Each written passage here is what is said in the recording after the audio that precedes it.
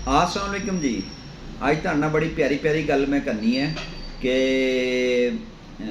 फल जिहड़ा ना फल वो चलाकी नूं नहीं लगदा, फल जिहड़ा वो नीयत नूं लगदा है।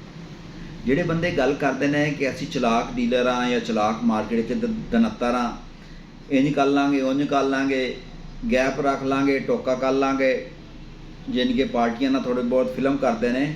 ਇਹ ਅੱਲਾ ਦਾ ਕਰਮਾਂ 'ਚੋਂ ਇੱਕ ਕਰਮ ਹੈ ਕਿ ਸੀਜ਼ਨ ਵੀ ਇੱਕ ਰੱਬ ਦੀ ਤਰਫ ਤੋਂ ਇੱਕ ਨਿਮਤ ਹੈ, ਔਰ ਆਫ ਸੀਜ਼ਨ ਵੀ ਰੱਬੇ ਕਾਇਨਾਤ ਦੀ ਤਰਫ ਤੋਂ ਇੱਕ ਨਿਮਤ ਹੈ।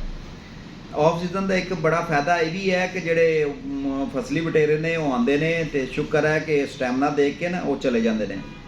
ਇਸ ਲਈ ਕਿ 1998 ਤੋਂ ਲੈ ਕੇ 2025 ਤੱਕ 27 ਸਾਲਾਂ ਤੋਂ ਮੈਂ ਬੜੇ ਬੰਦੇ ਵੇਖੇ ਜਿਹੜੇ ਸਪੀਡ ਨਾਲ ਚਾਂਦੇ ਚਲੇ ਗਏ। ਅੱਲਾ ਉਹਨਾਂ ਨੇ ਉਹਨੂੰ ਬਹੁਤ ਦਿੱਤਾ ਅਤੇ ਸਪੀਡ ਨਾਲ ਥੱਲੇ ਆ ਗਏ ਅਤੇ ਉਹਨਾਂ ਨੂੰ ਸ਼ਹੀਨ ਮਜ਼ਾਇਲ ਤਰ੍ਹਾਂ ਤਾਂ ਜਾਂਦੇ ਵੀ ਵੇਖਿਆ ਅਤੇ ਪਿਛਾਂ ਆਉਂਦੇ ਵੀ ਵੇਖਿਆ ਉਹਨਾਂ ਨੂੰ। ਹੁਣ ਅਰਜ਼ ਕਰਨ ਦਾ ਮੇਰਾ ਮਕਸਦ ਹੈ ਕਿ ਨੀਅਤ ਨੂੰ ਫਲ ਲੱਗਦਾ ਹੈ, ਚਲਾਕੀ ਨੂੰ ਫਲ ਨਹੀਂ ਲੱਗਦਾ। ਮਿਹਨਤ ਕਰਨ ਨੂੰ ਫਲ ਲੱਗਦਾ। ਤੁਸੀਂ ਇੱਕ ਮਿਹਰਬਾਨੀ ਕਰਿਆ ਕਰੋ ਡੀਲਰ ਹਜ਼ਰਾਤ ਨਾਲ, ਮੈਂ ਅੱਜ ਮੁਖਾਤਬ ਹਾਂ ਇਸ ਬਦੌਲਤ ਹੈਗਾ ਕਿ ਮਿਹਰਬਾਨੀ ਕਰੋ, ਮਿਹਨਤ ਦਾ ਲੱਕ ਬਣ ਲਓ ਅਤੇ ਆਪਣੀ ਸਪੀਡ ਤੇਜ਼ ਕਰ ਲਓ।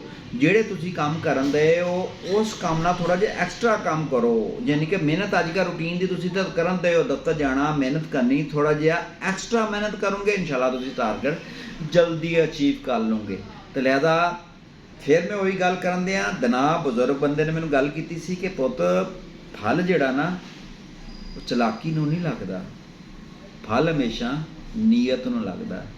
ਨੀਤਾਂ ਸਾਫ਼, ਬੇੜੇ ਪਾਰ। ਸ਼ੁਕਰੀਆ।